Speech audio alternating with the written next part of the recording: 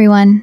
Get cozy, settle in. We've got some stories from the Entitled People subreddit. So this one is from someone who used to work at an oncology center, like a cancer treatment facility, which kinda already tells you the kind of environment we're dealing with, like people are going through it. Okay, so our poster was a nurse there, and this facility was in an area with a pretty large Spanish-speaking population. So they actually had 2 certified medical interpreters on staff, and the hospital had this policy, which makes a lot of sense when you hear it. Basically, family members, spouses, friends weren't allowed to interpret for patients, and the reasons were kind of just logical, like liability concerns, and the worry that someone might not know all the right medical terms, or that they might, leave stuff out, either on purpose or not, and also just to make sure everything's being communicated fairly and completely.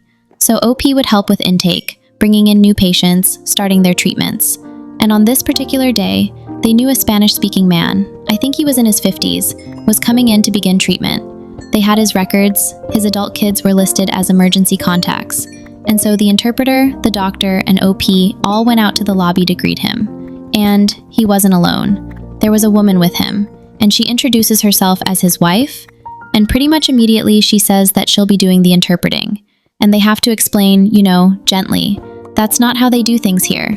The policy exists for a reason, and she did not take that well. She called them assholes, and said they were giving her and her husband a hard time on purpose, just dragging things out for no reason, which is kind of a lot.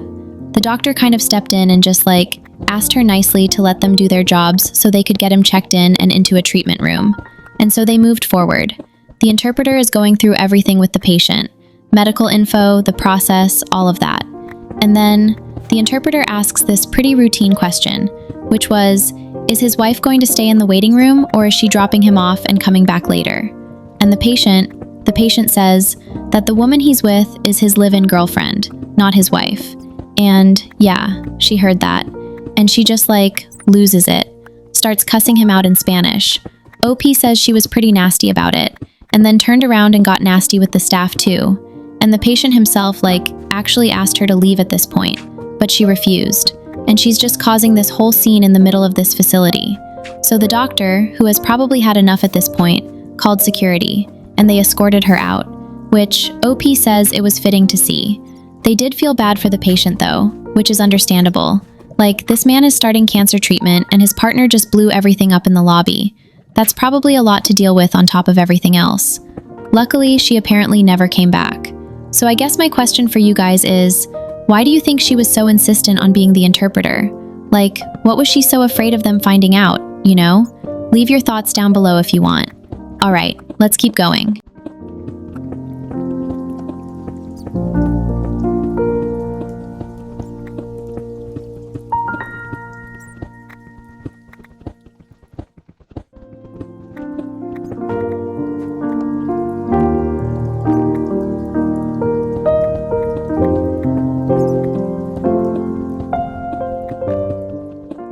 So this poster is looking back on something that happened when they were 16, and they say it still sticks with them.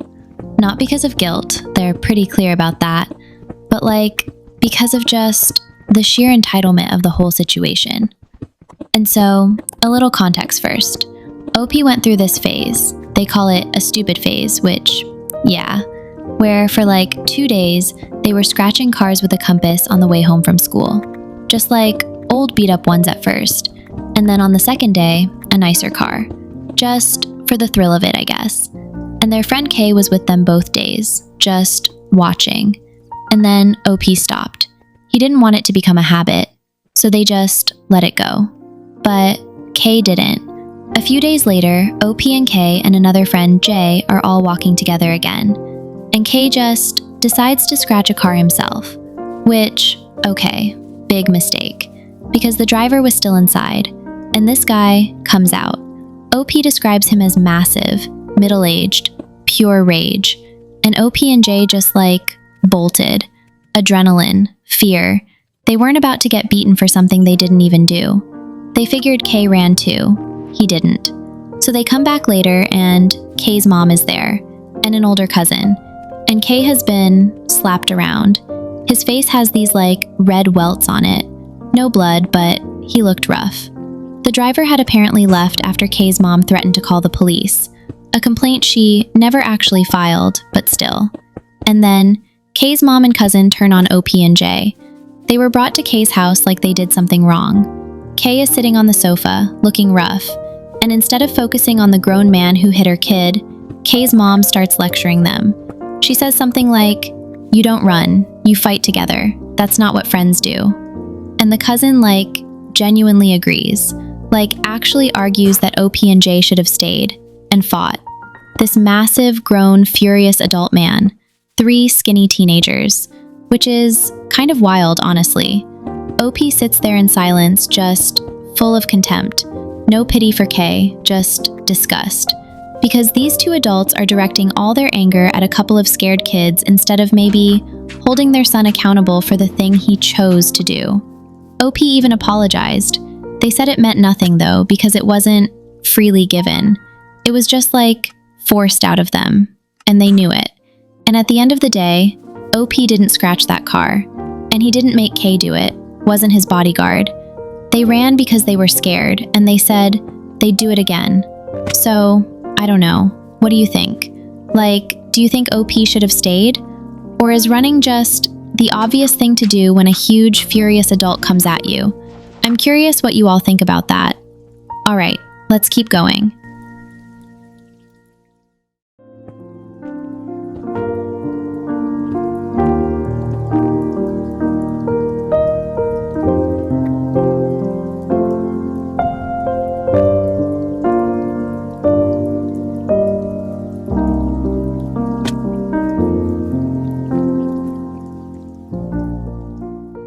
This one is about an upcoming wedding and a sister.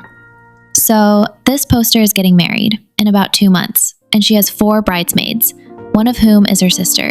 She'd originally wanted her 12-year-old daughter to be up there with her, but her daughter is really shy, and the thought of standing in front of 200 people was just too much for her, which is completely understandable. So she asked her sister instead. And here's the thing, right? OP is being pretty generous about all of this. She's covering the dresses, the alterations, hair, makeup, almost all of it. The only thing she asked the bridesmaids to handle themselves was a pair of nude open-toe shoes.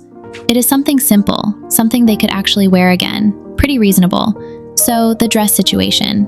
When it came time to order her sister's dress, OP asked what size to get, and the sister told her. Well, she ordered it. It didn't fit.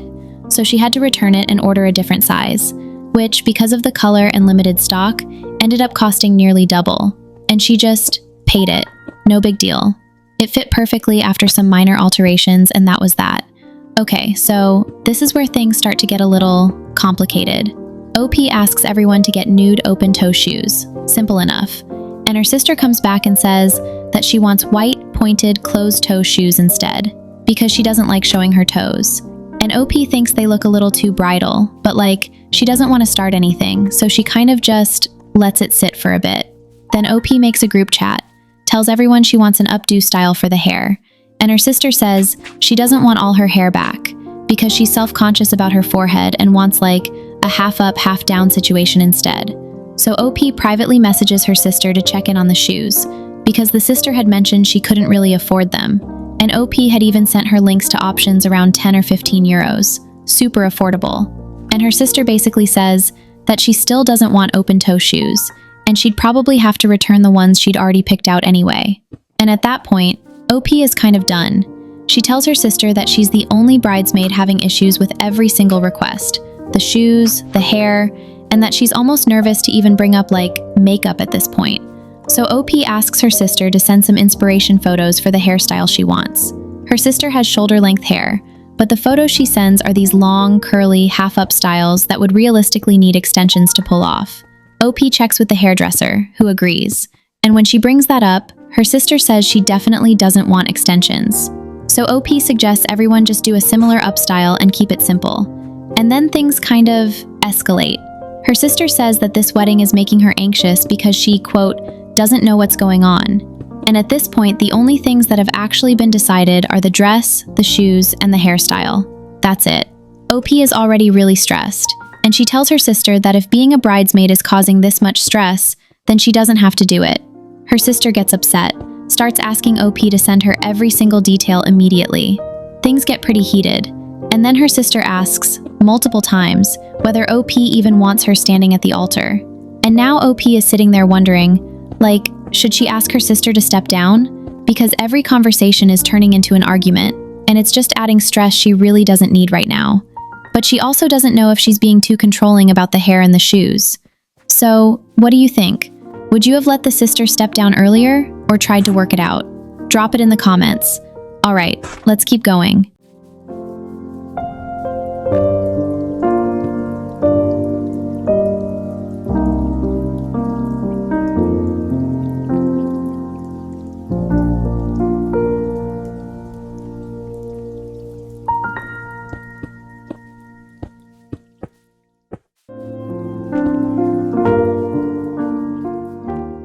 This is kind of a thoughtful one, a little different from the usual. So let's just take it slow. So our poster starts off by saying that this might sound a little controversial, but they've noticed that some of the most entitled people they've come across are people who just never really had to struggle, like at all. And they have this friend, right, who comes from a pretty privileged family, and OP is quick to say they're not jealous, not even a little. They get it. Everyone's born into different circumstances, and that's just how life is. But sometimes, when they're just talking, hanging out, OP gets this feeling that their friend just doesn't quite understand what real hardship looks like, you know? And OP's life has been pretty different. They lost their parents when they were young, and they've had to deal with things that their friend just hasn't, not even close. So OP runs their own business, and last year was tough, like genuinely tough. Things were unstable, and like they were stressed, really stressed, about whether they could even afford to keep growing. And they tried to explain this to their privileged friend. They laid it all out. No financial support, no family connections, no safety net waiting to catch them if something goes wrong. And their friend's response was, "It will work. You just have to move." And like, on the surface level, it sounds like encouragement, I guess. I mean, it kind of does. But what his friend doesn't really get is that, for some people, one wrong decision has real consequences, like serious ones. There's no backup plan. There's no one to call. If things fall apart, you're just rebuilding from nothing, yet again.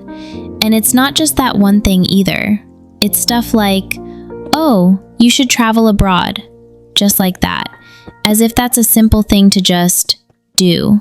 Especially when you struggle to run a business. And OP puts it really gently, which I appreciate. They're not saying privileged people are bad. A lot of them are kind, well-meaning. They've always had support, so opportunities kind of feel effortless to them, accessible, like just sitting there waiting. But for people who've had to build everything on their own, every single decision carries weight, real weight. You can't just move. You can't just take the risk. You can't just go abroad, because some of us know that if we fumble once, there's nothing there to catch us. So, I'm curious, have you ever tried to explain your situation to someone and just felt like they couldn't quite get there with you? Like the gap was just too wide? Drop it in the comments if you want. I'd love to read through them. All right, let's keep going.